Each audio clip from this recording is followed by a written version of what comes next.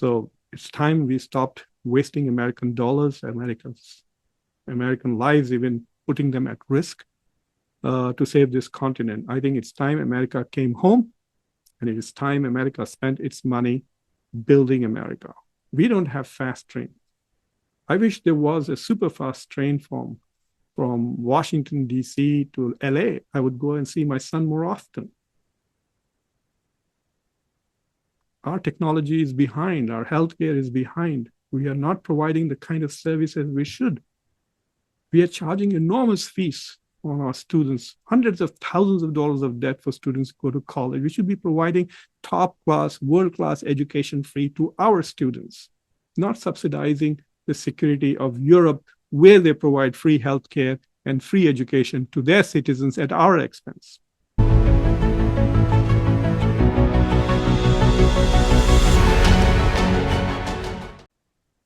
Welcome to Khanversations. I'm Muqtedar Khan, your host, and today I'm going to talk to you about this European summit hosted by Keir Starmer, the British Prime Minister, as a response to Donald Trump throwing Zelensky out of the White House, which is being interpreted as Donald Trump essentially switching sides, is now on the side of Russia, has become a tool of Russia, has become an instrument of Russian imperialism, and has turned against Ukraine and basically abandoned Europe. So this whole summit that is hosted by Starmer in UK is Europe's response to Donald Trump. So the whole point of this summit was to bring Europeans together and step up. The word step up seems to be the most common word that was being used at this summit. The goal was that Europe will now stand up and take over the leadership of the free world, because Donald Trump is no more the leader of the free world. He has abandoned those values, etc., whatever they might have been. But what is also interesting is that the whole idea of Starmer and Zelensky getting together to host this summit just days after Donald Trump threw Zelensky out of the office because he was unwilling to accept the terms that Donald Trump had proposed for bringing about a ceasefire. It appears that without security guarantees from the US, Ukraine wishes to continue fighting endlessly with Russia. So this demand by Russia, I've been listening to a lot of channels, CNN, MSNBC, ABC, NBC, all the people on the center left, liberals and there's people who are for pro-transatlantic relationship, they all are interested in keeping the war going until Russia is defeated and Ukraine gets back all its territories all the way back to 2014 and the argument 2014. And the argument is that if Ukraine falls, then so will Poland and the rest of Europe. Now, there is a fundamental fallacy in this argument. I will talk about this failed anti-American, it was an utter flop, this anti-American summit that Starmer hosted to show that we don't need America and we will stand up with Ukraine and Europe will do the needful and the right thing by Ukraine and push back against Putin and Russia. So I will talk about that, but I do want to make this point that everybody seems to say that if we allow Ukraine to fall, then it will be Poland next and all of Europe will fall. And then as Zelensky tried to imply to Donald Trump, it will also be the US that will have to suffer the consequences. But let me tell you, the thing that Ukraine wants the most is NATO guarantees, a membership in NATO, if not security guarantees from the US. They think that membership in NATO is going to protect Ukraine and act as a deterrence against Russia. So if NATO is that silver bullet that ends Russian aggression, then why will Poland and rest of Europe, which are all part of NATO, fall even if Ukraine falls? I don't understand. Why is NATO destroyed if Ukraine falls? Ukraine is not part of NATO. Ukraine doesn't support NATO. So I don't understand the logic at all. There is no logic. The whole argument that if Ukraine falls, so will the rest of Europe, which means that NATO is ineffective to protect the NATO countries like Poland and others. But then why demand that the best way to end this war is to include Ukraine in NATO so that it has NATO guarantees? Why aren't all these countries other than the US willing to step up and do what NATO would do? So there is a strange argument. This is all an attempt to keep the US in and make US do the hard work, make the US pay for Ukraine's nationalistic ambitions to survive and to survive with a certain borders. Anyway, so after Donald Trump threw Zelensky out, what happened? But before that, please subscribe to Khanversations, like this video, press the bell icon, and don't forget to share this video with your socio-political network. So Starmer went back and decided to host a conference basically saying Europe has become alive now. We recognize our responsibility. I'm increasing my defense budget from 2.3 to 2.5% by cutting aid to other countries, including Australia. And we are now going to step up and stand up. The West and the free world needs a leader, and Europe is going to step up to do that. So what happened? The first thing that happened was that they accepted the fundamental premise of Donald Trump, which is to have ceasefire now. So the first conclusion that they came out was to develop a ceasefire plan. Why are they preparing a ceasefire plan if they're not interested in a ceasefire with Putin and Russia? If they want to defeat Russia, shouldn't they be working on a plan on how to defeat Russia without the United States? So for me, if they are willing, if all of Europe and Ukraine were willing to accept that the best thing to do next is to work to a ceasefire, which they were not even considering while Joe Biden was president, the warmongering genocide Joe just wanted the wars to continue in the Middle East and Ukraine endlessly. He could not bring ceasefire in the Middle East. Trump did that within a week. And Ukraine, he was going to endlessly support Ukraine with whatever meager support the US and Europe are providing. So why is Europe accepting that the next step is to develop a ceasefire plan, which means they are willing to recognize that Ukraine is not going to win this war. So let's come up with a plan for a ceasefire. So that itself is a complete surrender to Donald Trump's. And if you think that Donald Trump is a tool of Russia, then this is a surrender to Russia and Putin. The very idea that the thing that the Europeans want to work together with Ukraine is on a ceasefire.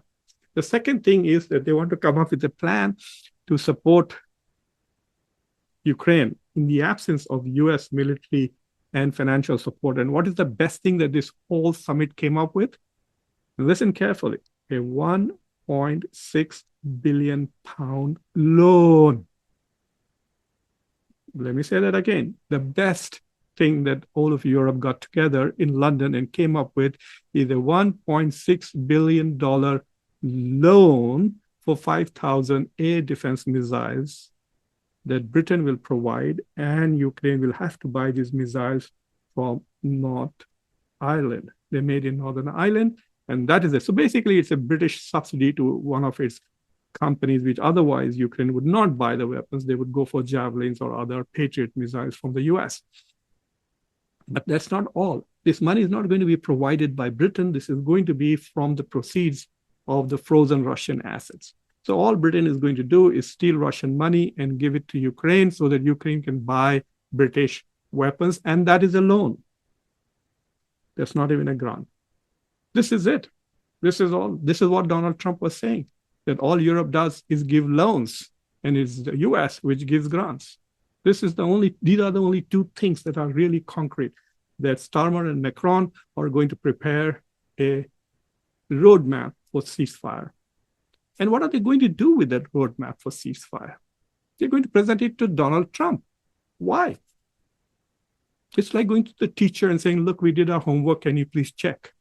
Why are you coming with that plan to Trump? If you have a plan, go act on it. Be the leader you want to be. Step up. That's a Starmer's favorite word, isn't it? To step up. Good, step up. You have a plan. You have the money that you've taken from the Russian assets, and you have your missiles made in Northern Ireland. Go pressure Russia to come to a ceasefire. No, they want to come. And what is the key element of the ceasefire? This is the key part. The key element of the ceasefire is security guarantees by the United States. So Starmer, Macron, and all of these guys have acknowledged that without security guarantees from the United States, this will not go forward. So why was Zelensky acting so arrogant and so full of it when he walked away? And then when he was on Fox News, he was repeatedly asked, would he apologize for his behavior? He did not. I cannot believe what I'm saying. I cannot believe this, that I agree with Lindsey Graham. The United States should not deal with this fellow at all. If Ukraine wants to engage with the United States, they need to find a new leader.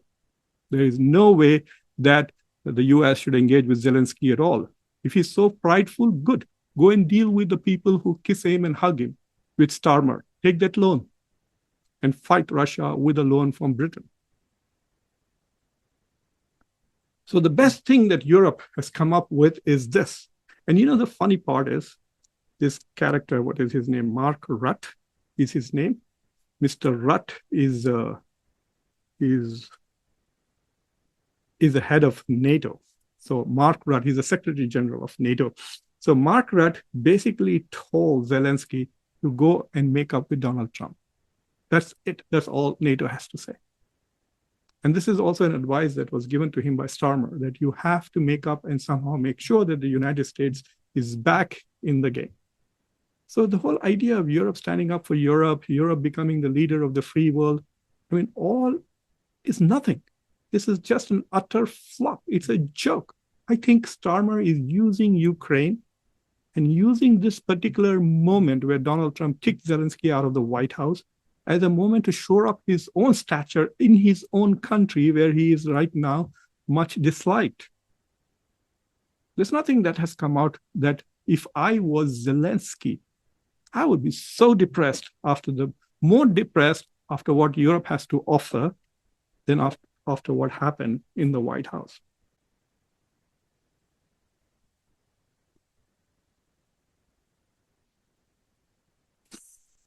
Let me show you something about Europe and about Russia. Russia is the 5th biggest economy in Europe.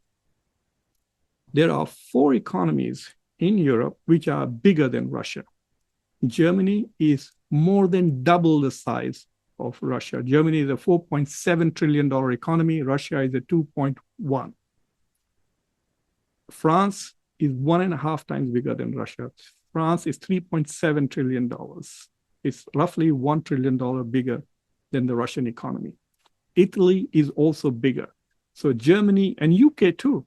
Germany, UK, France, and Italy. These are the 4 European countries whose economies are bigger than Russia.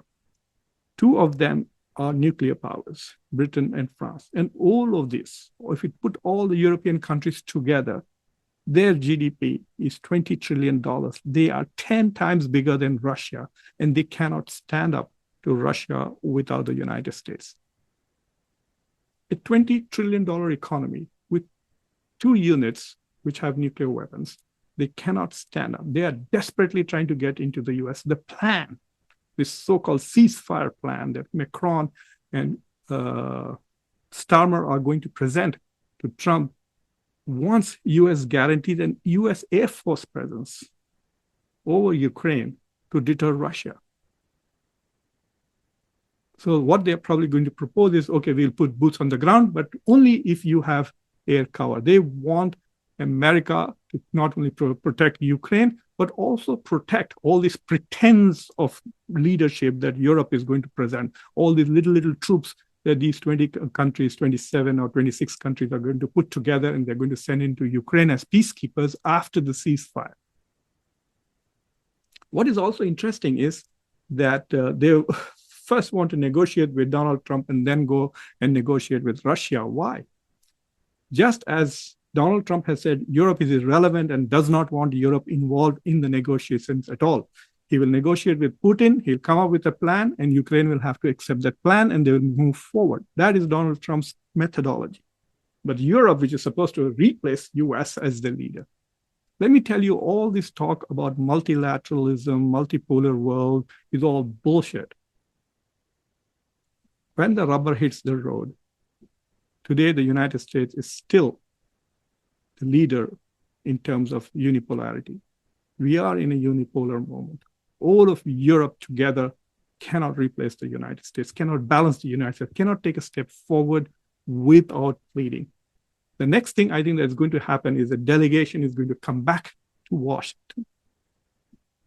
And they're first going to try to salvage this guy they think is the new Churchill, Zelensky. And then they will try to get America once again involved, American money, American grants, American weapons for Ukraine.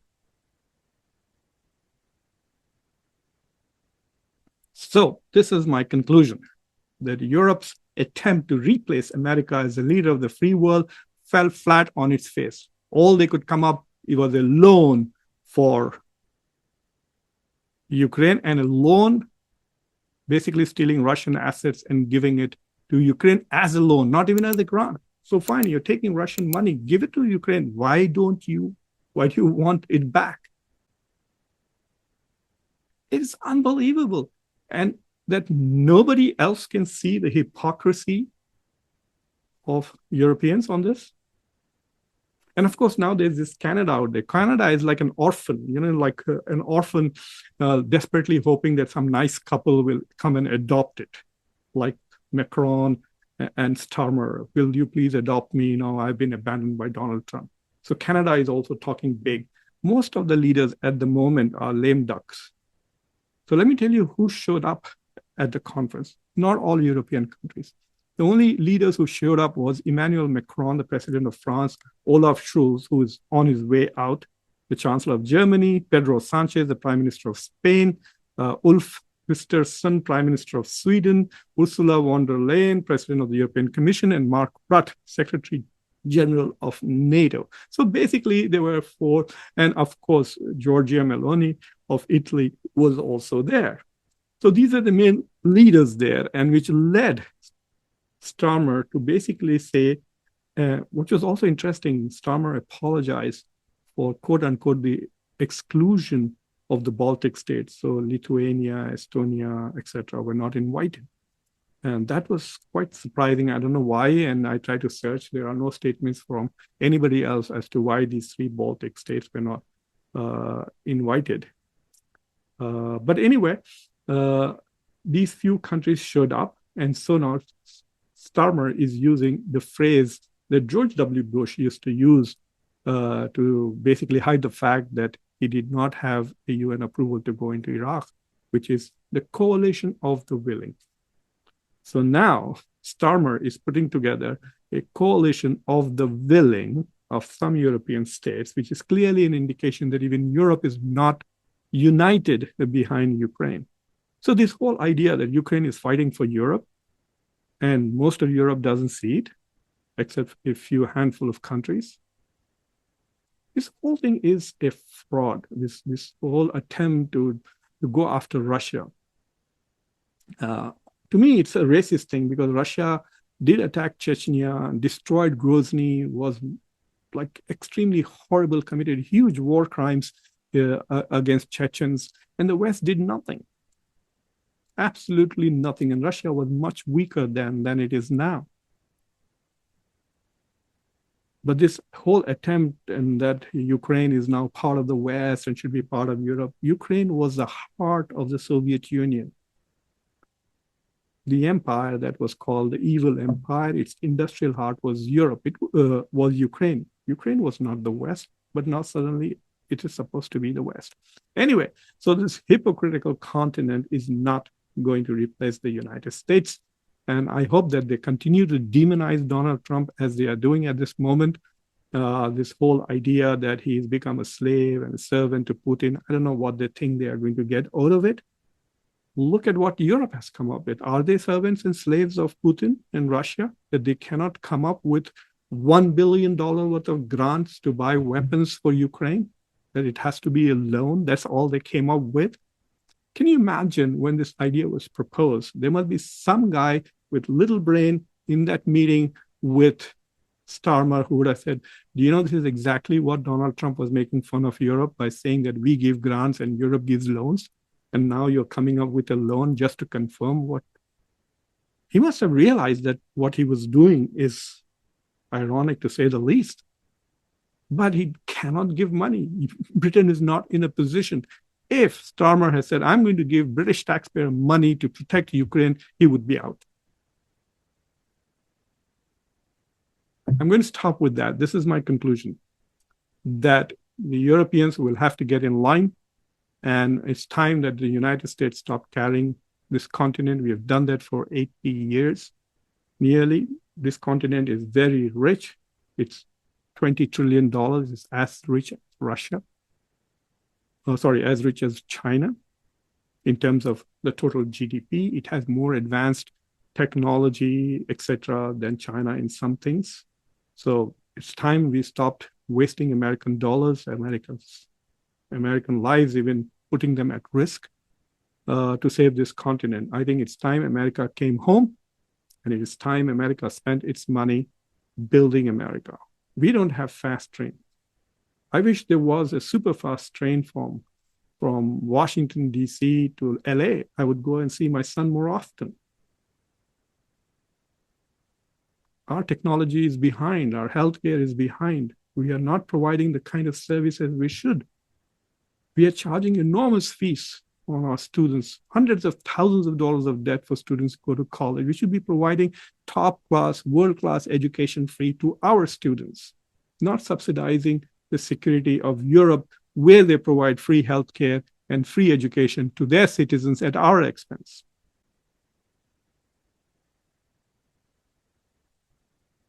Don't forget to subscribe to Khanversations, like this video, press the bell icon, and share this video with your socio-political network. Until next time, I'm your host, Muqtedar Khan. Take care.